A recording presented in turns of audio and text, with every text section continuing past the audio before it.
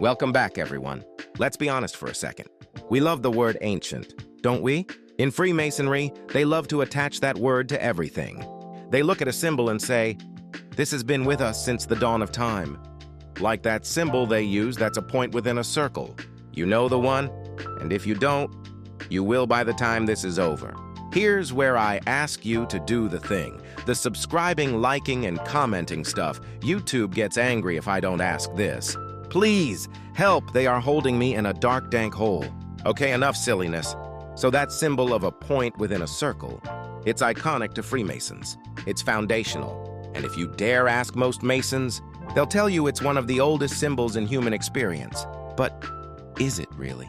Or are they just telling themselves a really good story? I think you know where this is heading. Well, here is the slightly uncomfortable truth for them about it.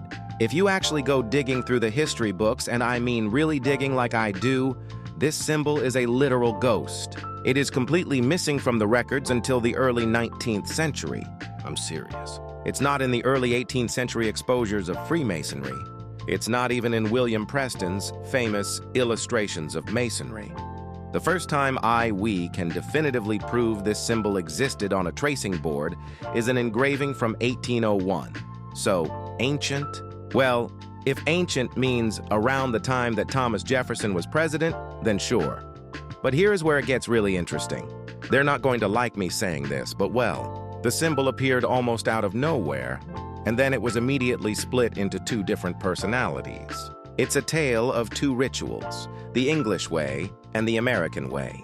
Look up the fracturing of Freemasonry for the difference between English and American Freemasonry. Actually, if you travel to London and look at their emulation ritual, those two parallel lines bordering the circle, they aren't the Saint John like the Americans use. Nope.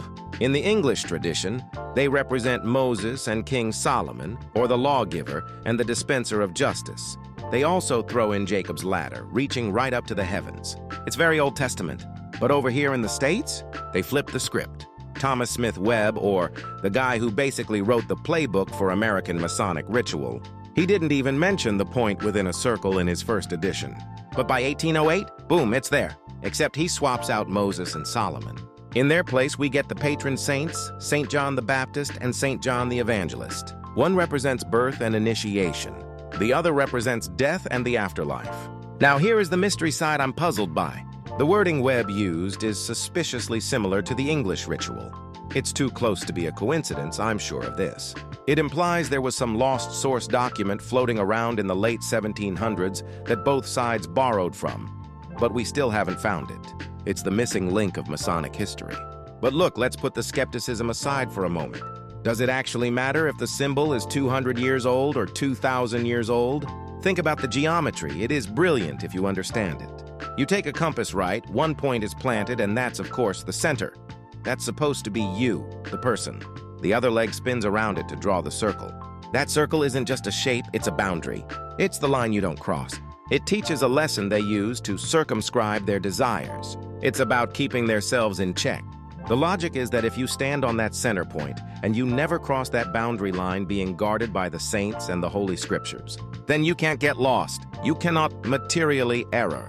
So maybe the vintage of the symbol doesn't matter, I don't know.